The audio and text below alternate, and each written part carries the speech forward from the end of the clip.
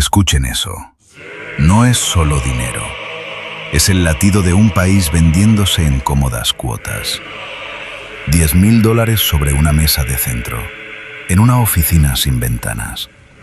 Pero para entender cómo llegamos a este fajo de billetes, hay que mirar hacia atrás, hacia la oscuridad de los años 60, donde un joven cadete ya estaba aprendiendo a mover los hilos de la vida y de la muerte. Bienvenidos a Subterráneos. Hoy vamos a desollar al hombre que convirtió al Perú en su tablero de ajedrez personal, Vladimiro Montesinos. Lima, 1965. Escuela Militar de Chorrillos. Ahí, entre los muros grises y la disciplina de hierro, un cadete de mirada fría apodado Piolín empezaba a destacar. No por su fuerza, sino por su capacidad para oler las debilidades ajenas. Pero el momento que fracturó su alma ocurrió fuera del cuartel. Su padre, Francisco Montesinos, se había suicidado. Vladimiro llegó a casa, miró el cadáver del hombre que le dio la vida y le soltó a su amigo Francisco Loaiza una frase que congelaría el infierno. ¿Tú crees que este hijo de puta arruinará mi carrera?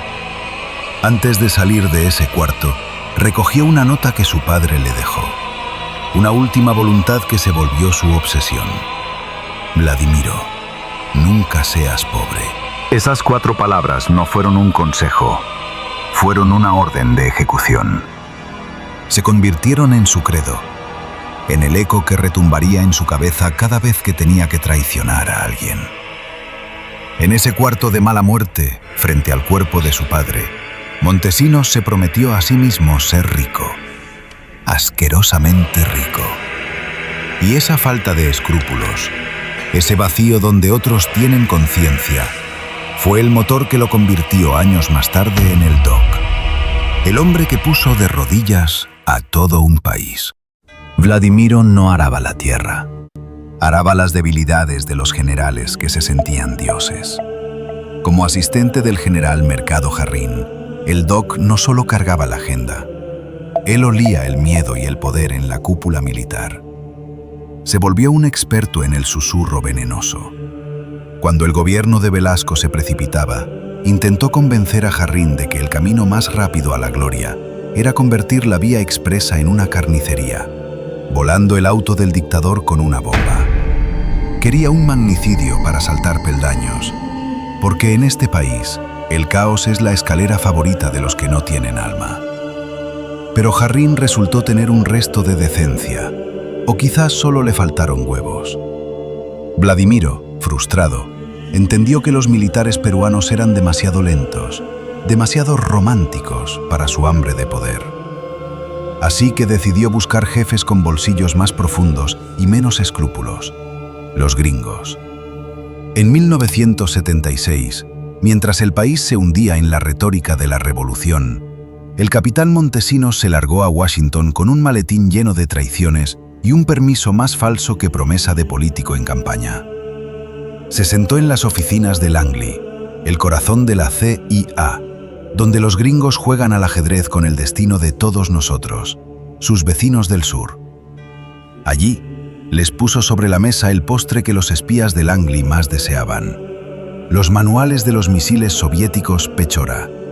Vladi no era un soldado de la patria, era un comisionista de la Guerra Fría vendiendo el inventario nacional al mejor postor.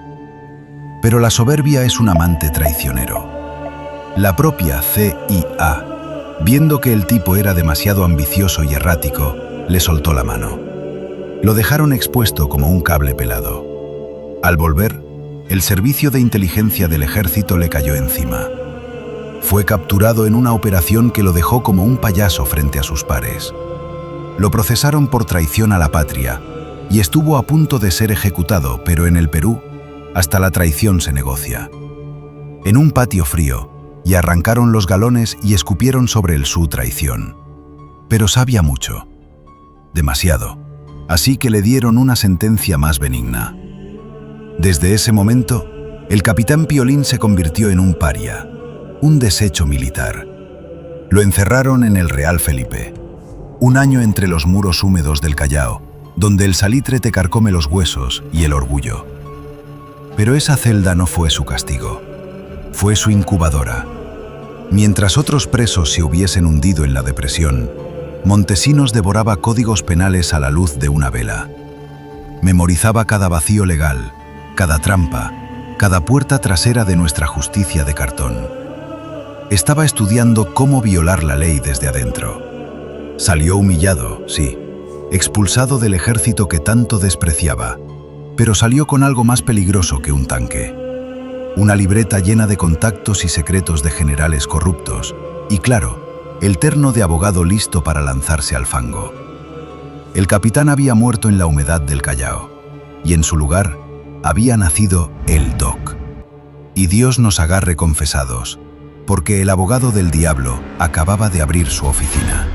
Vladimiro, el ex capitán Piolín, se transformó en el Doc, el abogado que no defendía la inocencia, sino la rentabilidad del crimen. Vladimiro se instaló en una oficina que olía a café caro y a pólvora. ¿Sus clientes? Tipos que no salían en las páginas sociales, sino en los cables de la Interpol. Pero su boleto a las grandes ligas tenía nombre y apellido: Evaristo Porras Ardila, un pez gordo del cartel de Medellín que había caído en las redes de la justicia peruana. Evaristo no necesitaba un abogado, necesitaba un mago de las alcantarillas, un sicario legal que supiera a quién aceitar y a quién quebrar. Y ahí estaba Vladi. Montesinos movió los hilos, aceitó los engranajes del Poder Judicial con la maestría de un relojero y ¡pum! Porras estaba en la calle. ¿El pago? Su primer $1.000.000. 1 millón de razones para que la nota del suicida de su padre dejara de doler. Pero Evaristo hizo algo más.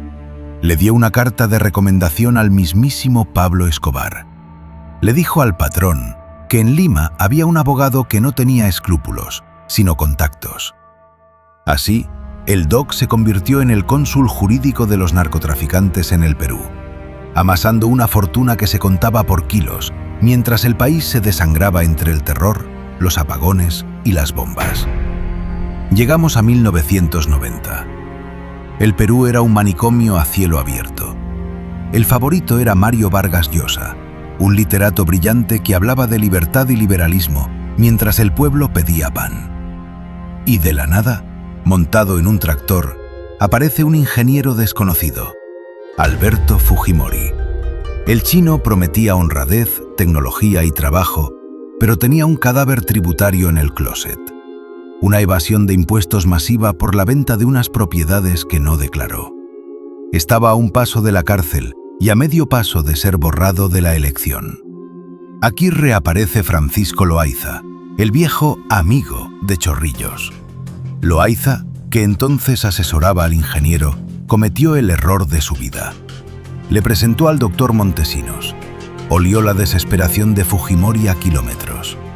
Le dijo: «Don Alberto, usted preocúpese por las fotos, que yo me encargo de los jueces». Vladi limpió el expediente en tiempo récord. En 3 días había eliminado toda prueba. Fujimori, al verse libre de la sombra de la prisión, no solo le dio las gracias, le entregó su alma. Se volvieron siameses. Montesinos usó su experiencia en el fango para embarrar a Vargas Llosa, usando tácticas de guerra sucia que el Nobel, en su Torre de Marfil, ni siquiera entendía. Fujimori gana las elecciones del 90. La sorpresa es mundial. El pueblo celebra.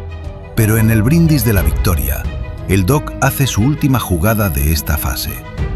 Se acerca a su amigo, Francisco Loaiza, y le dice que tiene información clasificada del servicio de inteligencia, de que tiene los días contados y que lo mejor es que se vaya del país, a lo que Loaiza accede.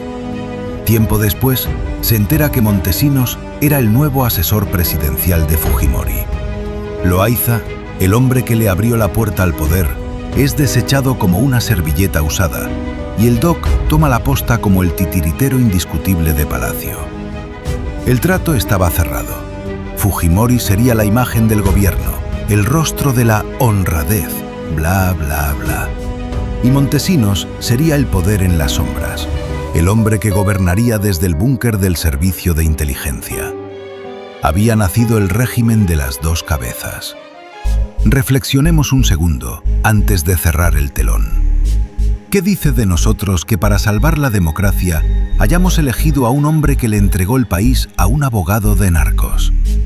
Quizás, en el Perú, siempre preferimos un salvador con las manos sucias que un intelectual con las manos limpias. Pero cuidado, porque el precio de ese pacto apenas comenzaría a cobrarse. Si este video te ha revuelto el estómago, felicidades. Todavía te queda algo de humanidad. Si te ha causado risa, bienvenido al Club de los Cínicos. Aquí siempre hay sitio. Pero si te ha dejado indiferente, ten cuidado, porque el próximo Vladimiro ya debe estar redactando tu contrato. Esto no es solo historia, es el ADN de nuestras propias miserias. En la próxima entrega, abriremos la caja de Pandora de los Vladivideos, el cineasta del fango en su máximo esplendor. Soy la voz de Subterráneos. Dale a like, suscríbete y comparte. Mantén los ojos abiertos, porque lo que no se cuenta, se repite.